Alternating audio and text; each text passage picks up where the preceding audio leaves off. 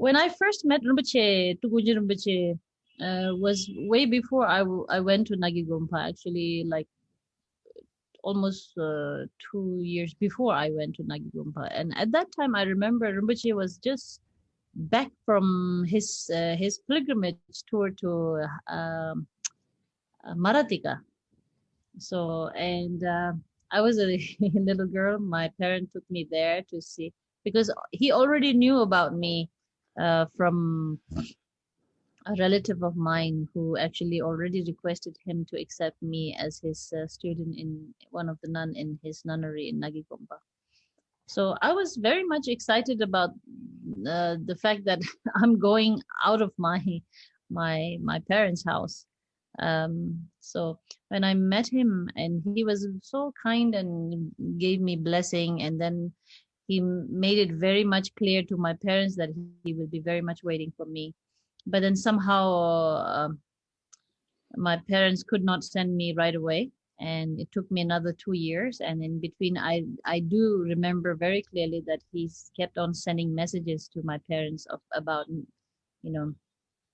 me to be sent to Nagigompa soon.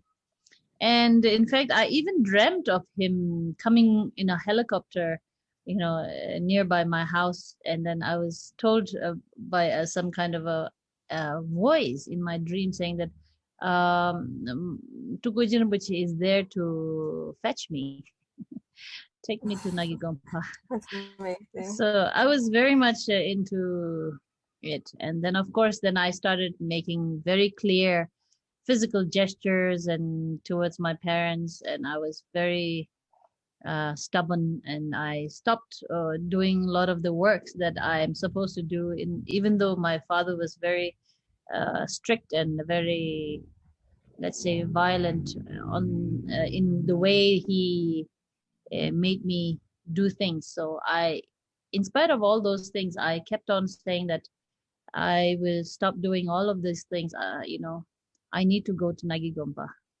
So, and then finally they got fed up.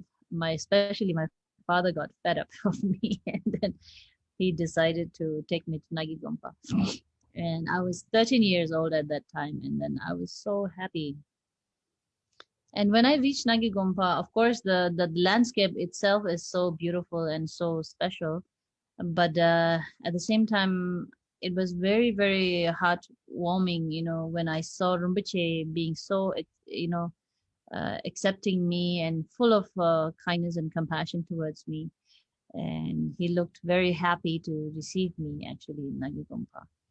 And then to get rid of my hair was very, very special. And why? And then the most exciting thing I can think of at that time is, besides seeing Rinpoche, of course, getting his blessing and then being accepted as one of his nun, I received a room for myself, as my own room, and that was the most exciting part. But at the same time, very scared to sleep alone, because before that, I've never slept alone myself. So, yeah. So it was your own wish to become a nun, no? It was very much. I was always kind of traumatized by the fear of having to get married when I grow up. I had no idea about how old I get to grow up, because it was my father who always made the decision in the family. So, as I knew that my father and my mother had the age gap of 25 years, so so somewhere there was a fear in me. So even though I was young, and the unpleasant environment that I was experiencing at home was something that was really, really strongly pushing me to look towards escaping that place. And did you become an attendant for Tuku Rinpoche immediately, or did it take some years? No, he just took me right away. He gave me a room just very close to his room. The room used to be so tiny, And then the entrance door to my room was also very small, as I was very small. But the door was also the size of a window. Actually, I remember so clearly. I don't know if Heidi, you remember that room. I think I do. Yeah, I think I remember. It's in the where Tony Grimish's room was. Then I think. Yeah. Yes. Yeah. Yeah. Yeah. So you immediately developed a very close relationship with Tulku Rinpoche, no? I mean, more than myself, I think Tulku Rinpoche himself was very clear about who I am, and then I think he just said she's going to be one of my attendant. I mean, though I really did not know what to do for him, but I slowly was taught to. I mean, of course, I knew how to do cleaning and so on. But first job or responsibility that I was given as an attendant to him was to make the water offering to his the living room, the tsomche. Yeah. In the shrine, and then clean the offering bowls, and then clean the room and so on. So that was my job, and I was so lazy to do those things because I was not used to do all that kind of work. I was more used to do the cooking, cleaning, dishwashing and so on. But yeah. So did you immediately then also start to receive teachings, or did that only start later? You see, I was never really called for a class like a formal classes to be taught, to be trained by him. But there used to be a lot of teaching sessions going on for the Western students, because what I remembered very clearly, the Western students were very, very diligent and very eager to always request Rinpoche for teaching, frequent teachings, and so on. So sometimes I used to sit for that kind of teachings and try to figure out what I could understand from him. And did he immediately start to teach you to sing, or was this more? No. Actually, for a few years, I was very much carried away by the environment. It was so free. Nobody was beating me up. I did not have to wake up so early in the morning, because at home I used to wake up very early and help my mom, to do the cooking, cleaning, all these things, taking care of my younger brothers and so on. So at Nagi Gompa, I was like, for the first time, I heard that I was a child and it's okay to play. At home, whenever I used to get a little bit distracted by other kids in the neighborhood, to play a little, and then you would never know that when my dad would just grab me from my hair and drag home. So, and at Nagi Gompa, there was totally the opposite scenario. Rinpoche was so kind all the time, and he literally treated me like a child. And in fact, I remember many occasions when I playing, whenever they used to complain to Rinpoche about me becoming very naughty and not doing taking care of my responsibilities, and he would just say, leave her alone, she's just a kid. And that's what I heard from Rinpoche made me feel so good. I think that treatment from Rinpoche actually slowly healed me, and I now more and more I understand when I reflect back. I feel like Rinpoche knew that I was a very injured child and I needed to be handled with very much care, and I needed to be healed. So all the love and care that I received from him slowly actually healed me. So otherwise, I was really like a very wild and very unhappy child at the very beginning when I was in Nagi Gompa. And then suddenly I received this big platform where I can run around and play around and be, so free, and I was so naively innocent, and slowly I was a little bit pampered. I was feeling like I'm very much pampered, and by Rinpoche's kindness and his love, and Mayumla's kindness and her love. And I used to be not so respectful towards my other senior nuns, so which I regret today very much.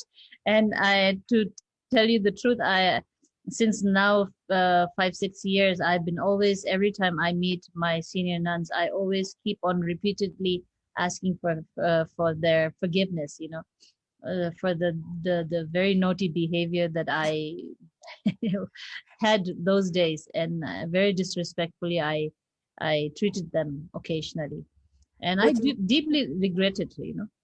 I understand. Would you mind sharing with us the naughtiest thing you did?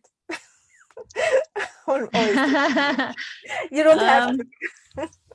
Well, the senior nuns used to expect me to share some of the responsibilities at Rinpoche's place, like and a lot of the time what I used to irritate them with is that especially, like, I remember Anitara, she used to cook for all the guests and all the shapchis, and those days we used to have the wood fire, and then we would have a small, like a bamboo kind of a container, which is like called nanglo, where she used to filter the rice from the, what do you call, the haze, the bushes, and I use, and she does it in such a convenience and expertise, like she does it so nicely.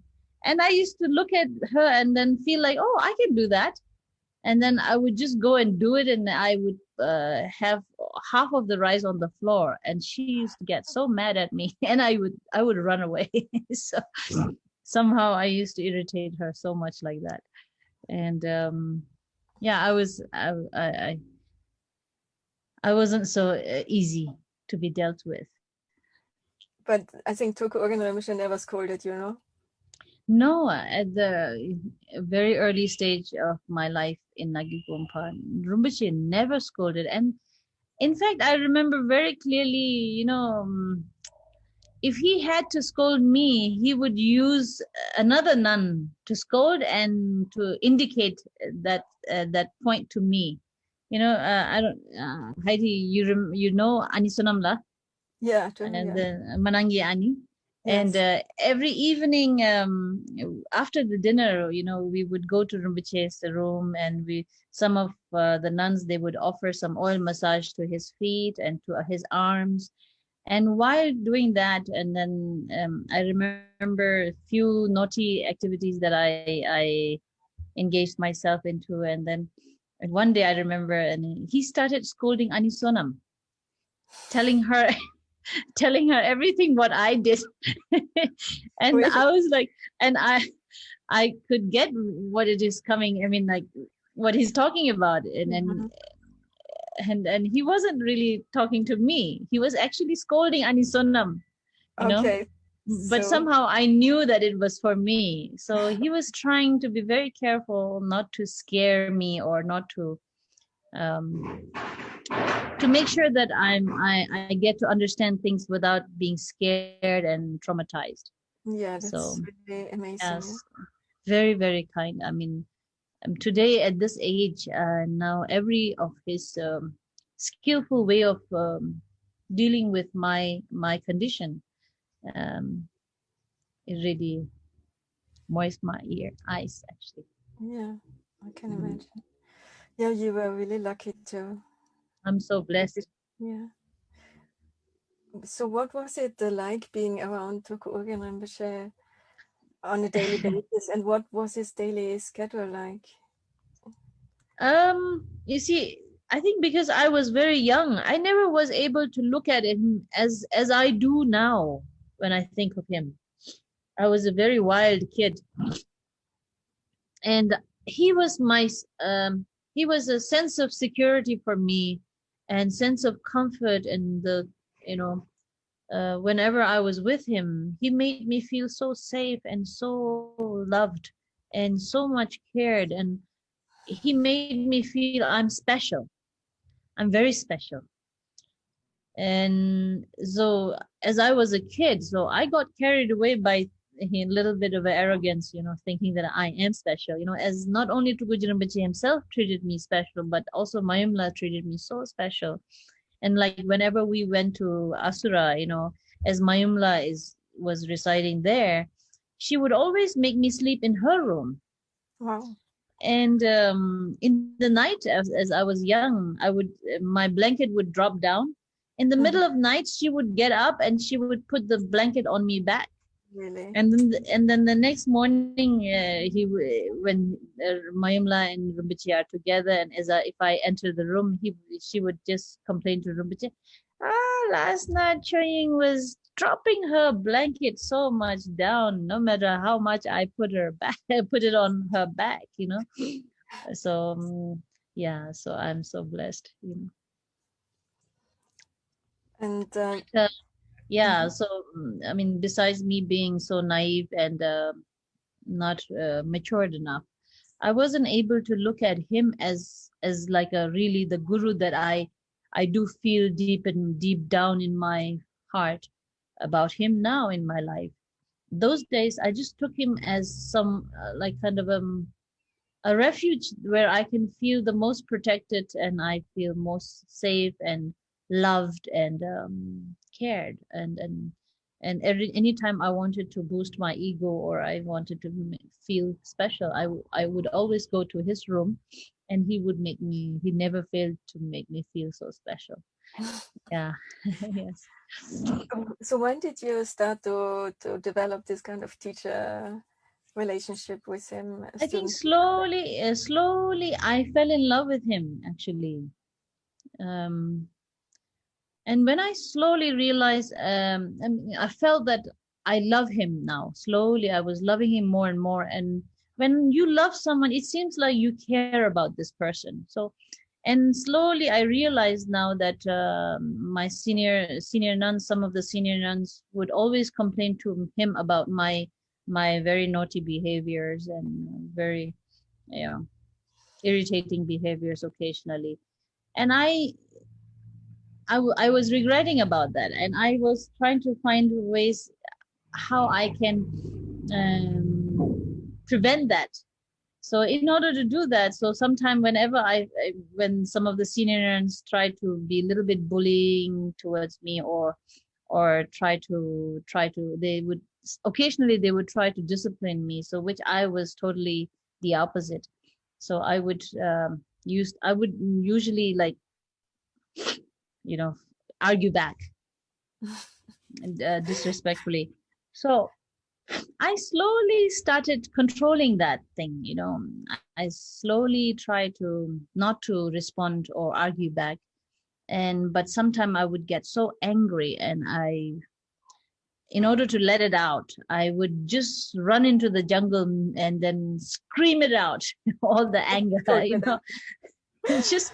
So I used to look always slowly. I was more and more trying to find ways to prevent these senior nuns from having to complain to Rinpoche about me.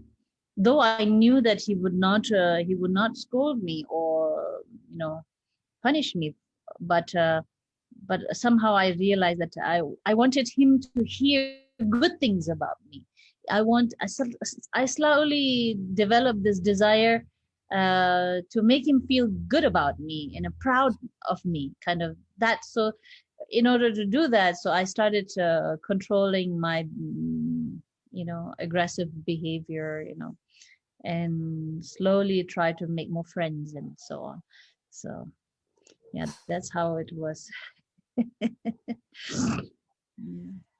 What is the one piece of advice given to you from Tuku Urgyen Rinpoche that you hold most dear in your heart? I don't know how you translate this. There was a time when I was so much eager to go to Varanasi University, Thorin Lobda, Heidi? In Varanasi, there is a university for higher Buddhist studies, academic Buddhist studies.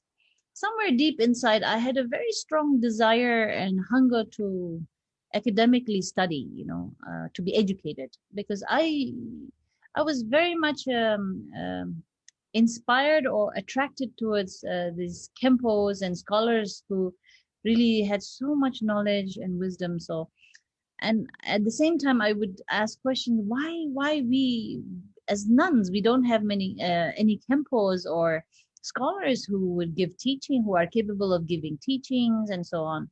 So that kind of a question was always there in my mind. So, and deep inside, I started slowly developing this desire to go to university. And I requested the first time when I requested him to give me permission to go to university in Varanasi, and he just ignored me a little bit. And then I asked again, and then he says, "Oh, you poor girl, I can totally understand. You're tired of, taking care of me." By then I was able to, serve him as a nurse because of my little knowledge of English. So I was trained actually to check his blood pressure, check his blood sugar, and check if there are some water in his lungs, and check his urine output, and then liquid input, and so on. So I used to write down the reports and update the doctors, and of course, and then our Andreas Kretschmer, the most dearest student of Tuguji Rinpoche, who really served Tuguji Rinpoche like a son, and he would be in charge of all of these things, but then I was there to do it. And I would offer him the insulins before the meals, and I have plucked a lot of needles in his finger, to draw bloods, to do the blood sugar test. So yeah, that kind of thing I used to do. So Rinpoche was like kind of saying, "Oh, you're tired of taking care of this old man, so I can totally understand now you want to get rid of me." And then I immediately cried and said, "No, Rinpoche, that's not what I meant. I just wanted to study." And then he said, "Okay, but you be clear in your mind. I will not even let you go this much, this far, like this distance, like like 6 inches away." So, and then I was so sad. And when he realized that I was so sad, and then that time he gave me one advice, as maybe Haidila, you can translate. I don't know how to say it in English. Ame jashi chikdo changing mare chikshi control gore chikshi control gores chikshi control jashi chikdo mache so. Yeah. 100 knowing 100 things won't do you any good. Knowing one thing that liberates everything, that is the most important. Yeah, it comes down to that. And that and now more and more coming to this age and stage of life, I totally understand what it means. And at that time also, even though I was young, I was trying to understand it. So I somehow, as I did not receive the permission, so I could not go to university. But I used to do a lot of self-studies, in those days. That's how I did a lot of self-studies. And if any Western students comes along, I would approach them to help me out to understand more of. And that's, I was very much into improving my English at that time also. So that's how I improved my English. So the best advice, of course, as I can think of, is something like that. And besides that, of course, there's always everything. Today, whatever little bit of a good quality that I have been able to develop in my life, that I think many of the people who feels good about me, I think it's all from him. So not that I've been able to take all of his advices and practice them, but as whatever little bit I could try and follow within my capacity of understanding, I think it has helped me so much to be who I am. Whatever little bit of understanding towards Dharma is there, and I try to practice. It's all because of him. And little bit of the worldly activities that I am engaged myself into, whether that be like musical activities or my social activities and so on. I think it's all from him. So when you look, that's amazing. When you look back at that time, do you regret now that you haven't been able to study at a university, or do you think it's fine? Regarding that, I really don't regret at all, because in fact, I understand what he meant and why he did not let me go. And somewhere deep inside, I mean, it's very clear in my mind now. There's no such thing as regret in my life now regarding Rinpoche and his whatever how he brought me up, actually, how he blessed me, and not at all, not even a single size of a hair, really. No regret. Yeah, but there was a time when Rinpoche used to make me sit in front of him in his room and make me read Chuing's 1 hour in the morning, 1 hour in the evening. Yes. That's amazing. And yeah, maybe you can translate what Chuing's is for the people. Yeah, actually I have the book here. It's in Jania, can you pick it up? I have it in English, so I say the correct title. It's translated in English. The blue one, yeah. It's a treasure trove of scriptural transmission. It's a book by Longchenpa that Tulku Urgyen Rinpoche always used to recite. Yes. And as I was a kid, and I was always so eager to go out and jump around, run around, you know. So I used to read it very fast, like and then but Rinpoche always insist on me to read them slowly, like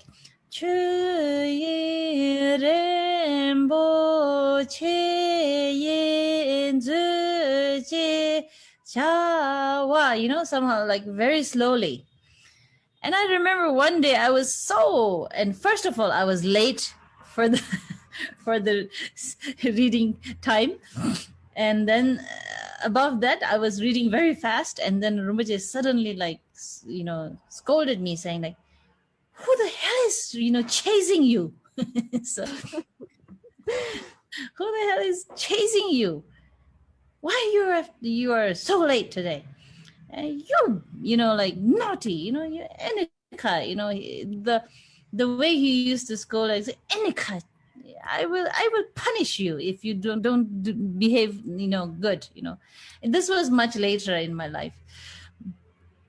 And then one day I was very strongly scolded by him, and I was so sad, and I was crying, and as I was crying, and I was still reading the Chuing's, and then as I was crying and reading, but suddenly I felt Rinpoche probably felt so, you know, so much sympathy, you know.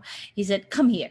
And then he just gave me a big hug and said, you know, you should read this very nicely, and you should read it very much. And I promise you, there will be a day. You know, I will say this in Tibetan so that you can translate it correctly, I guess.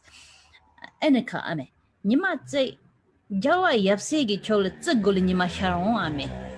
You know, that was the Kampa dialect that he used, where he said, yeah, would you like to? I think better than with the Kampa dialect. I didn't totally get it, Anila, sorry. What he meant is, like, in Kagyu lineage, the of course the highest ranking Lama is Karmapa himself, and below Karmapa there are 4 regents of Karmapa: Taisiddha Rinpoche, Sharma Rinpoche, Siddhar Rinpoche, Sharma Rinpoche, Jamgon Kongtrul Rinpoche, and Jalsa Rinpoche. And these are the 4 regions of Karmapa in Kagyu lineage.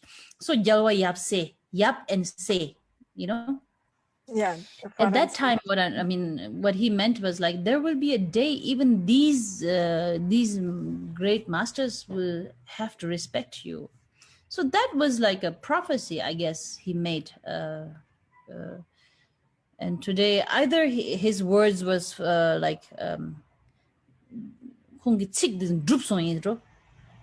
that is what had happened, or he knew where my future stands in what, you know.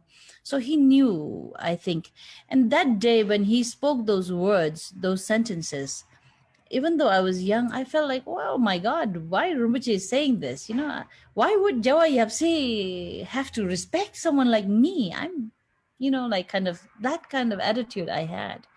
But then slowly in my life, I have been able to experience that I came across where His Holiness Sharma Rinpoche and Siddhar Rinpoche and many other masters who was so kind to show so much love and respect towards what I'm doing. And I would not say respect, I would say appreciation from him, acknowledgement from them of who I am today and what I'm doing. So I feel like, and I in the society, the worldly society where I stand today, as in Nepali society, people from the president to the prime minister to the beggar on the streets, they all seem to take my name with so much fondness in heart. So now I'm very clear what he meant at that time, what he said. That's a wonderful story. Thank you so much for sharing, Anila.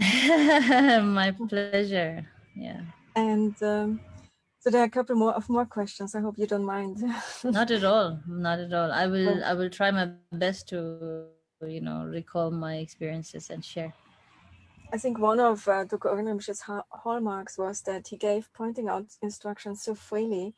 Yes. But he also, at the same time, he encouraged everybody to take the 4 mind teachings, the Lord of Nampashi and everything to heart, to really practice them.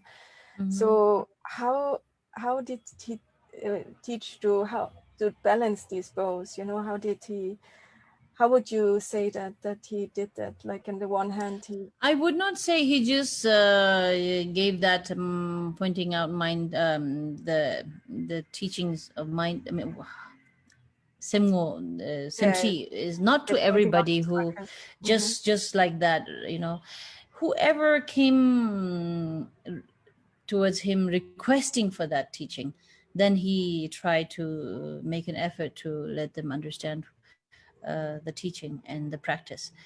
And I think Rinpoche I'm very clear and confident of his judgment towards those students who approached him for that teaching, specific teaching.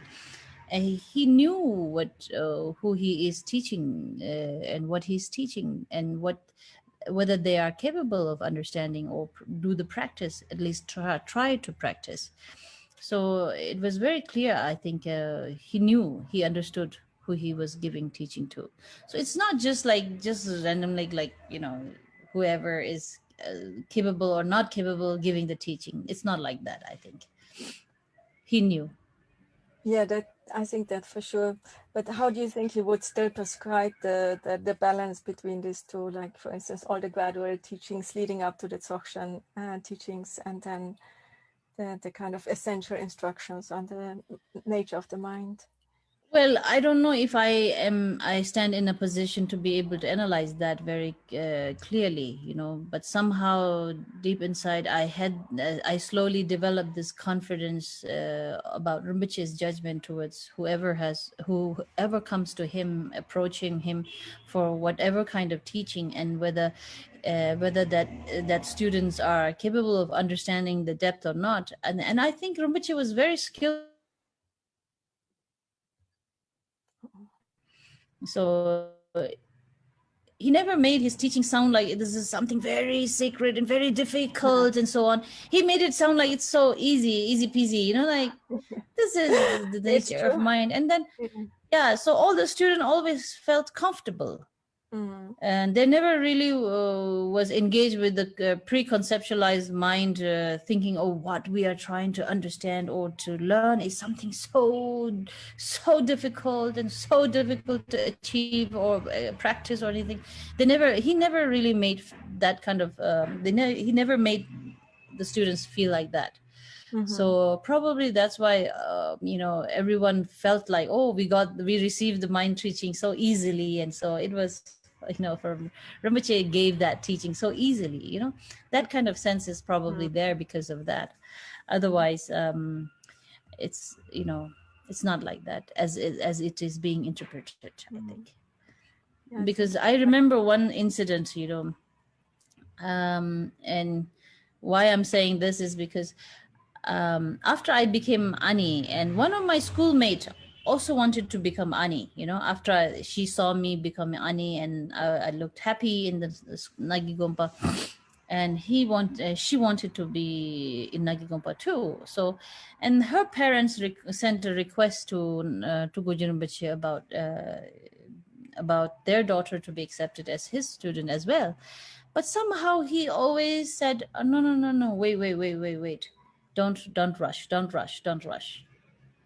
He said, wait. In my case, he always said, oh, send her quickly.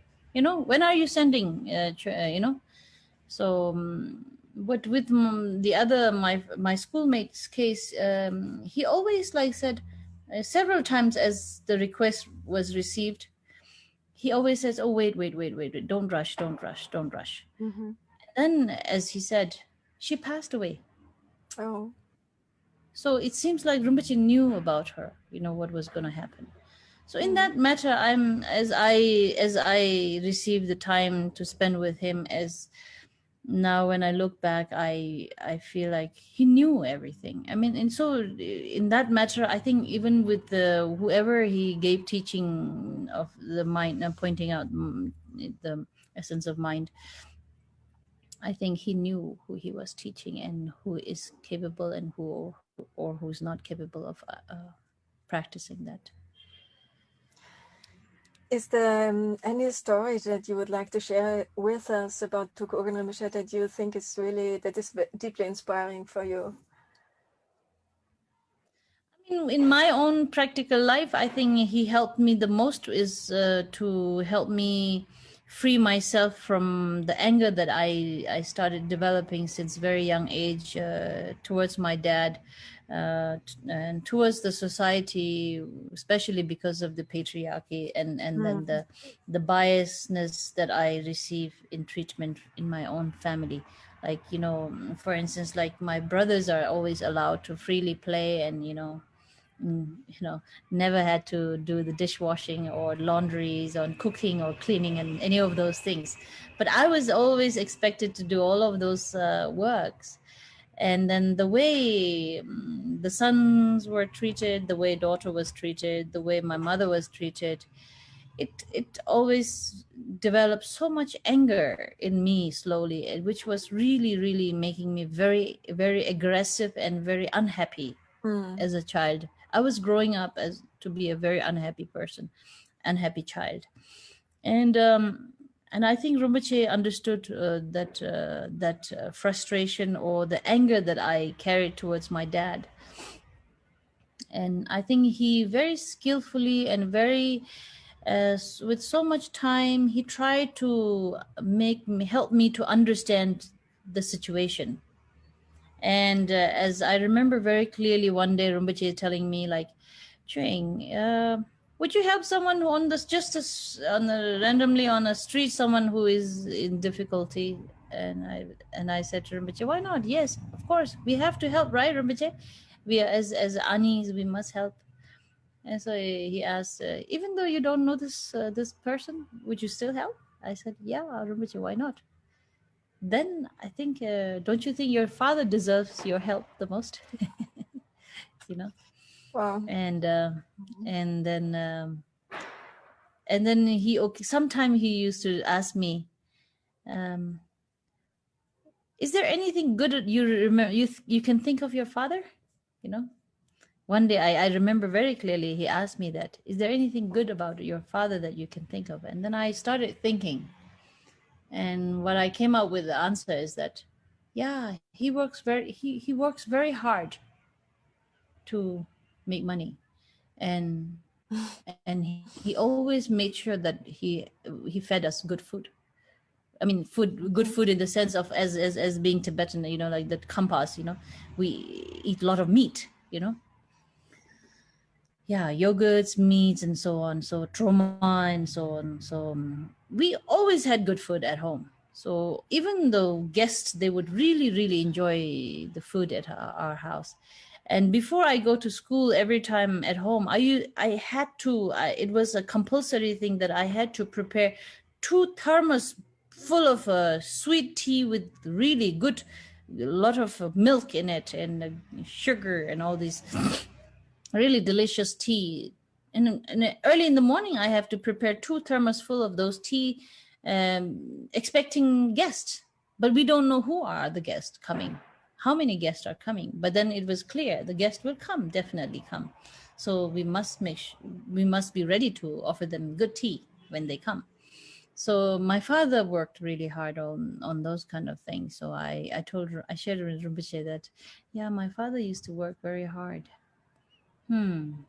So then I remember another time when I was sharing with him that I was very doubtful of my dad, my biological father, whether he's really my father or not, because I remember very clearly when he used to beat me physically, I used to sense the full physical strength of this giant body.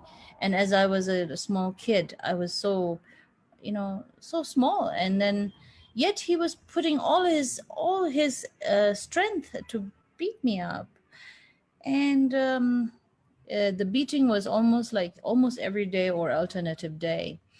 And so that developed some kind of a doubt in my mind whether he is really my father or not. So I remember sharing that to Rinpoche. And then I remember Rinpoche asking me after that, do you really think that he enjoyed beating you? And then I recalled, you know, like, yeah, I don't think he was ever happy about beating me or my mother, because I always found him not happy too. Yeah, so yeah, that's how Rinpoche always used to analyze my way of thinking especially regarding my feeling towards my father. Because my father, the experiences that I had at home with my father was something that really burnt me so much and developed so much bitterness in me. And I used to really hate man and somehow, even though Tukuji Rinpoche was a man, but somehow I don't know if I ever really perceived him as a man, but he was another man in my life that really was exhibiting the best qualities of men, where I forgot that to compare my father and my teacher together. I found Tukuji Rinpoche completely another kind of a, you know, being. Yeah, so Tukuji Rinpoche really helped me to analyze my feeling towards my father and analyze his situation, what he was going through, and as a daughter, and slowly as I was trying to understand a little bit of Dharma and what I'm supposed to do. So actually Tukuji Rinpoche really helped me to realize that I should show my gratitude towards my parents, and especially to my father, as he was really a victim of his own anger and his own the sickness that he was suffering with. So yeah, I slowly developed a little bit of soft corner towards my father, and whenever I went back home, I tried to start a little bit of a conversation with my dad too, not only with my mom, as I was always very comfortable with my mom, but I slowly started sharing things with my father. And then I can sense him feeling so proud of me. You know, whatever I was doing in Nagigompa, I used to share with him.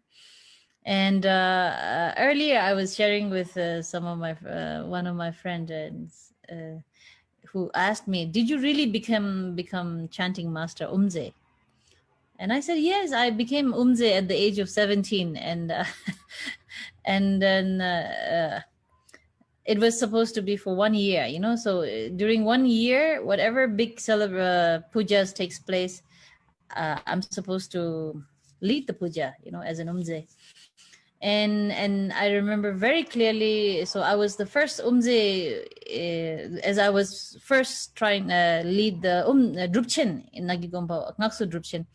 My father came out with a gift, you know, like almost like 110 grams of weight of gold chain, you know. So very crazy, you know. And he made that gold chain himself. He was very skilled in doing that. So, and he gave me that gold chain, and then I was so ignorantly, naively I wore that the chain, gold chain, you know, without feeling any shame as a nun, you know. When I think of that scenario now, I feel so embarrassed, you know. But I can now interpret that as how proud my father was feeling at that time when I was performing as the Umze at the age of 17. That's amazing. Yeah. And did you learn all the chants from Tuku Urgyen Rinpoche himself, or from Yes, from Mayum, also from his wife? To be the Umze, of course, from Tuku Urgyen Rinpoche, but as I was very very sharp in learning, and Mayum was also equally very eager to always teach me the melodies. And then somehow, you know, it was very kiddish, actually. Now I feel like there was like a competition between Tuku Urgyen Rinpoche and Mayumla in teaching me the melody. And I very vividly remember once Mayumla, of course, is very keen on doing Chuet Puja, you know, Tsole Rinchen Trengwa. So Mayumla frequently used to invite me to her room and teach me melodies, you know, regarding how to perform Chuet. And one day I remember Tuku Urgyen Rinpoche called me to his room, and then he asked me, "What did she teach you today?" So I sang for him, you know, what I learned. Like, Mayumla used to have a very beautiful voice, like a very feminine, you know, very beautiful voice, which I will share it with you how I learned from her. She used to sing like, "Je ma me ye shi khandro ma sharne kon son chen sana." This was this is her style. And then I sang, I repeated that melody to Tuku Urgyen Rinpoche, what I learned from her, and he was like, no, don't sing like that. So how would he correct it? And so he would just say, "You should sing like this," and then he would just go, "Che ma me ye shi je kan ro ma sharana kom som chen sana." So this was his style. So he would say, the voice should have modulation, you know. Okay. Both had extremely extraordinary voices, not Tuku Urgyen Rinpoche. Yes, of course, so of course. Amazing, so beautiful. And Very much. we know so little about Mayum, about Rinpoche's wife, and she was an exceptional practitioner also.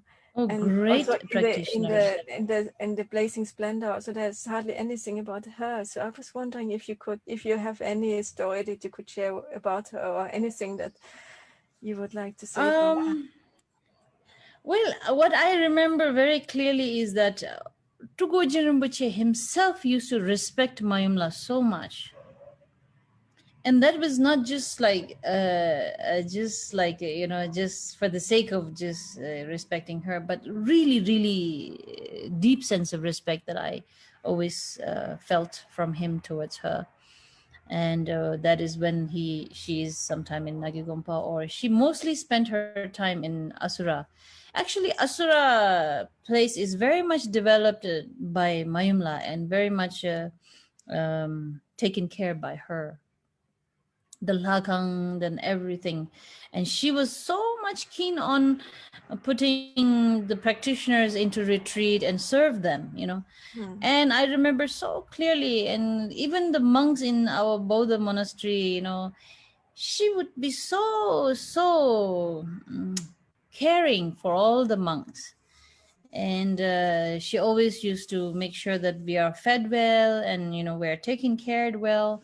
So yeah, and sometime I remember in Nagigompa, sometime when as I was slowly grown up, and there were occasions when Tuguji Rinpoche used to find some reason to scold me. Then Mayum would cover me up, saying, "Oh no, Rinpoche, you're wrong. Ching is okay. She's good. She will not do anything wrong." She would, like a really protective mother. Mm-hmm. So, and I mean, besides that, I don't know how I can really describe her qualities because I don't have enough words.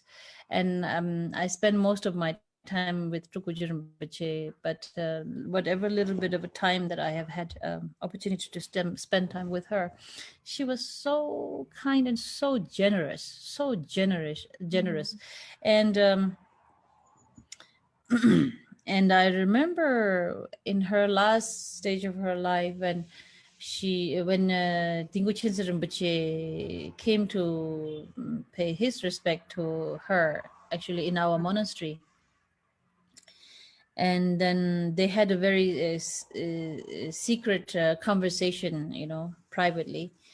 And afterwards, I heard Chinsa Rinpoche, somebody told me who's close to Chinsa Rinpoche, and Chinsa Rinpoche told them that, well, I don't know about any others, but the real Khandroma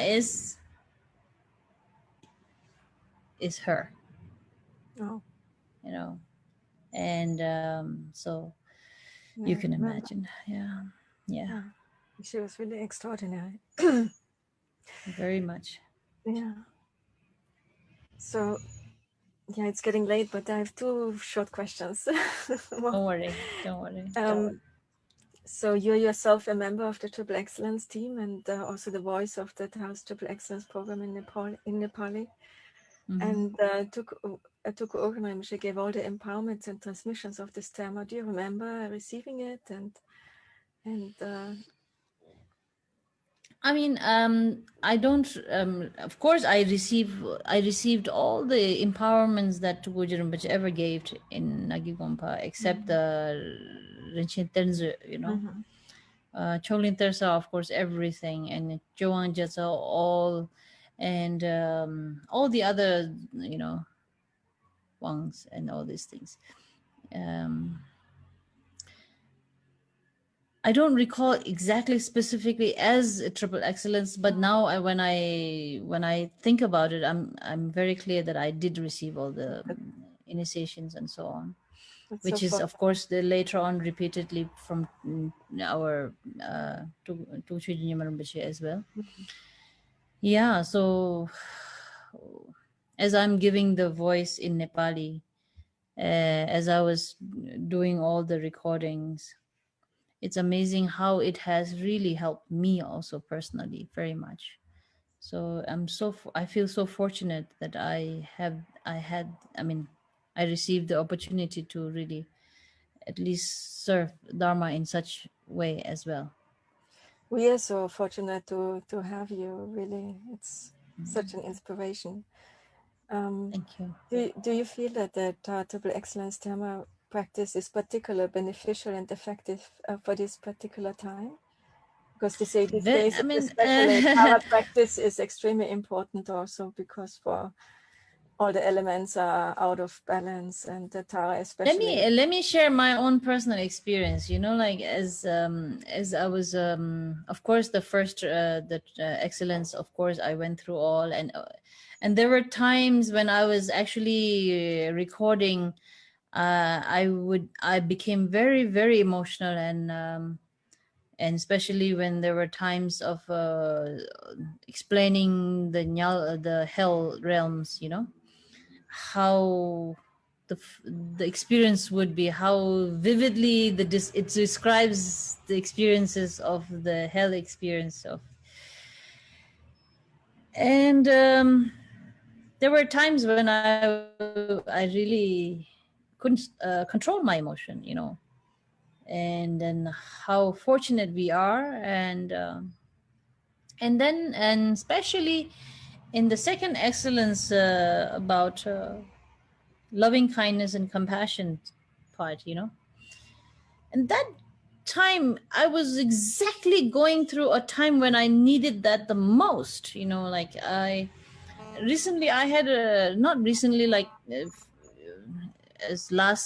since last 2.5 years, I was going through a struggle regarding I run a dialysis center. I take care of people who are suffering with the kidney failure, and the dialysis service is something that really helps them to clean their blood. And that organization is established in the memory of my mother, you know, as a dedication of my merit towards her for her kindness. And the other members in the organization, there were especially some specific kind of people who I realized that their motive being in this organization was very much driven by their very much like wrong intention, you know. So I faced some conflict of interest with them.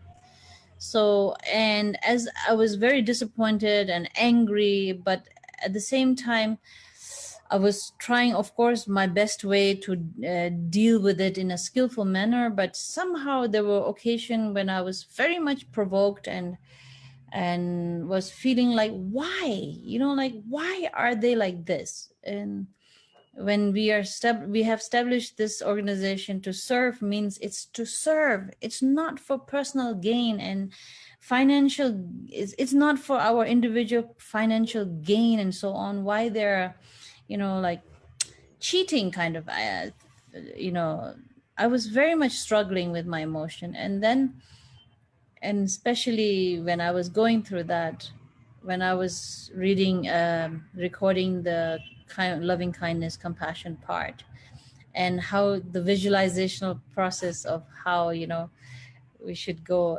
And I was so into it. And there were so many very frequent occasions where I really literally realized that I'm thankful towards them, that they gave me they provoked me to the level of such intensity of my anger and the disappointment towards them made me feel so painful that, and equally I was very intensively trying to practice the loving kindness and compassion. And every time I did go through the process of visualization of loving kindness and compassion towards them, visualizing their face, and then, you know, wishing them all the happiness and the causes of happiness and so on, I literally felt that the burning fire being like pacified, and that soothing feeling of, you know, having the fire put down, as you can imagine. And I felt so good. And it really helped me to get through it without having to develop hatred. Yes, I had to deal with them still continuously, but in a manner that as a responsibility, I have to do this, but without being driven by hatred or anger.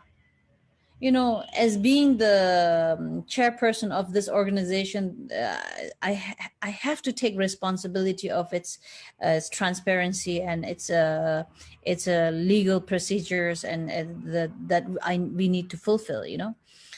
And in order to do that, I needed to face them in a harsh way. But I was very clear in my mind that it is not being driven by anger and hatred towards them. So I was able to really, really be clear of my own emotional stage. And very frequently, of course, there were times I again slipped and like this, and then suddenly, oh no. Yeah. And then I very clearly visualized their face, and then I felt like, oh, poor people, you know, like they're so, you know, they're driven by such kind of a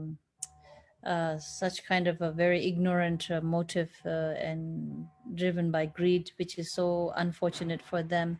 But yet I always was able to continuously dedicate lots and lots of, compassion towards them, and to carry them in my, aspiration for them to be free from all the sufferings and all the disappointments that they're experiencing from me. And because I'm opposing them a lot in what they did. And so I wish them to really have their anger also pacified as I'm experiencing. So yeah, the intensity that I went through of the disappointment and the anger at that time, I really received so much of help as I was going through the triple excellence, especially the second excellence. So yeah. Thanks so much for sharing. Then the last concluding question is there any advice that you would like to give the participants of the Triple Excellence program worldwide? Since there's so many participants present today, what kind of hard advice would you like to give them? Well, I mean, I'm quite sure all of you are all very, very intelligent people, you know, and it's very much educated. And it's not like in Nepal that some of us, we might be following just out of our blind faith towards it. But of course, many of the Western students who are really into triple excellence practices, literally you're studying it, you are trying to understand it, and then you are trying to soak yourself into it. And of course, it seems like sometimes we do get carried away by just like, oh yeah, I know this is it, how it is. And the teaching we receive is like, a lot of the time it seems like get stuck only in our head. We don't sometimes we fail to really bring it into our heart. So until and unless the practice is really able to come to our heart and really, really process in it with our experience in everything that we do, I don't know if it will really bring the ultimate benefit that as we are supposed to receive. And don't just simply try to stuck everything in your head only. And just having that only in your head, I think it will just make us very good in, talking about it. But in order to really bring the benefit in our day-to-day life, I think you should apply by bringing it from your head to your heart first, and then apply the method as different experiences that you go through in life, as I did, the disappointment, the anger that I was so much provoked by these wonderful people that I have had in my life. Now I call them my, the friends, the Kalyan Mitras, like the benefactors. Yeah, my spiritual benefactors, And these days, I think because of the COVID as well, because I don't have to travel so much and I have so much time to be in my own place and be in my room myself. I have so much time. And so I've been trying to be a little bit more diligent as in my practice.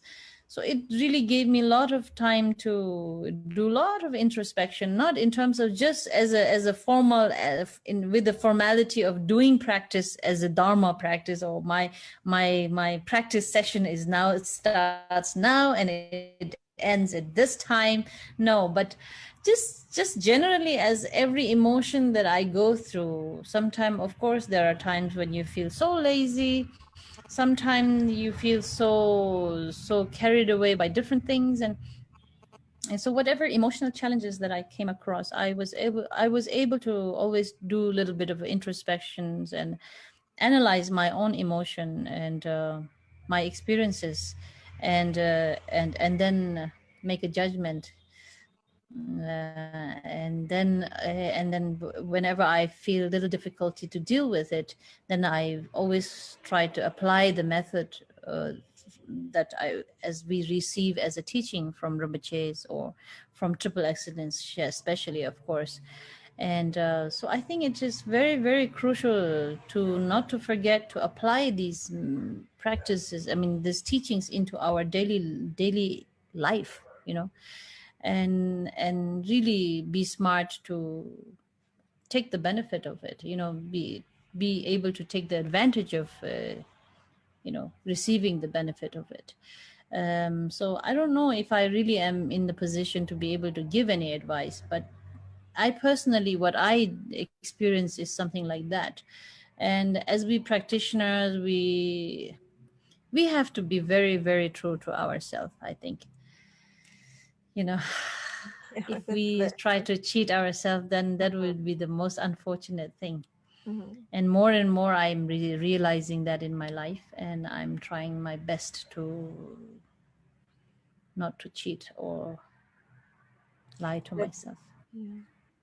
Thank you so much for this inspiring hour with you. That was really fantastic. I hope you'll have It's time an again. honor. I mean, I'm very happy that I was able to share some of my experience with Tulku Rinpoche, and it's an honor that I can share this with you all, who are really very fortunate and very blessed to have the opportunity to really receive this teaching on Triple Excellence and such a easy access through internet. Of course, thanks to Heidi, my Dakini Heidi, my most beautiful friend. We have please stop it. We have I will just reveal this in this platform, that the most beautiful friend that I have is Heidi. She's so beautiful, not just simply as outlook, but she's as a person also.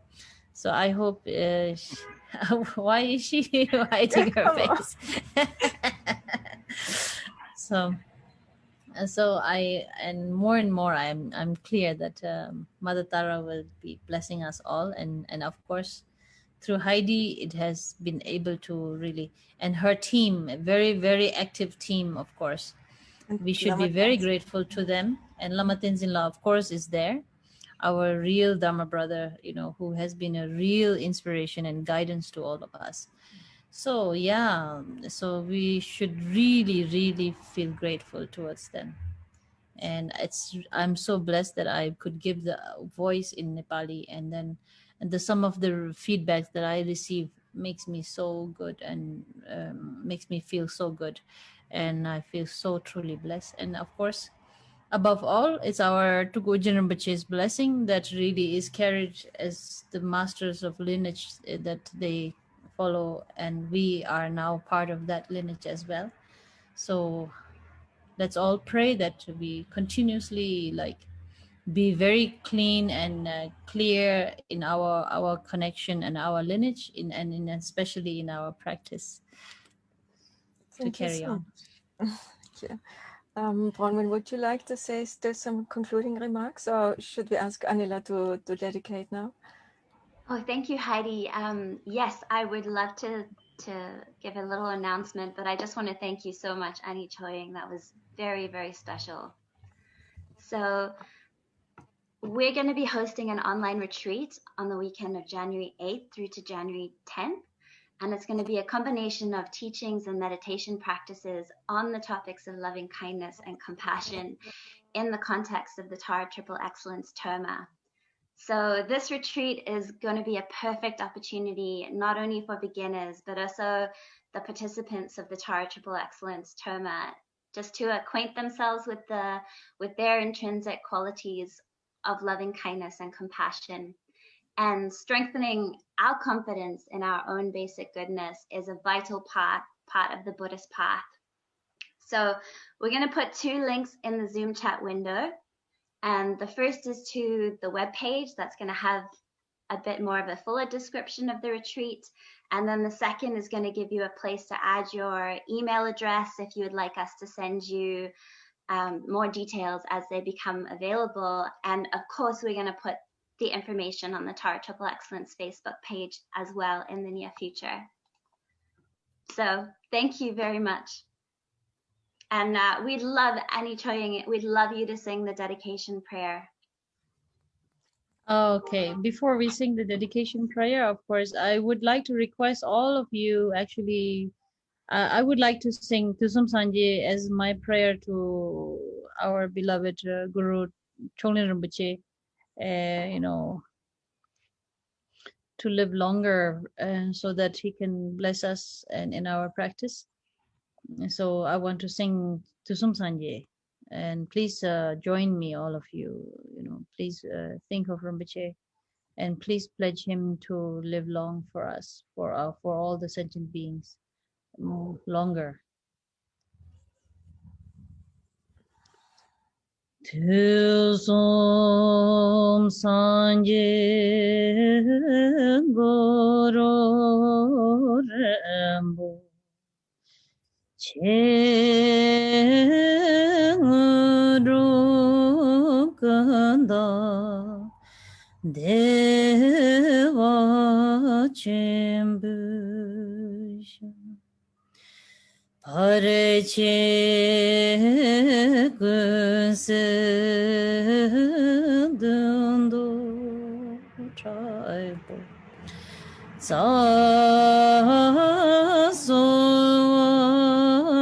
Depso Chinje Lamdu Chena Sanwe Pareche Shewa Tasambalanje Drobar Chinje or Jirimbochela so on the Galchin Parche Minjosh Tunjin Samban Rubada Choda Tumang Rupsaldo so Paldiname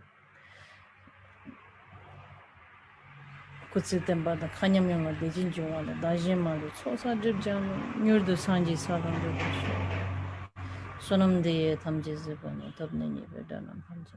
Tigana Jibalab Trubai, Sibit, Solendro, water, show. Thank you, everyone. Thank you so much, Anila. Thank you. Please stay safe as we are going through this very special experience of fear because of the COVID thing. So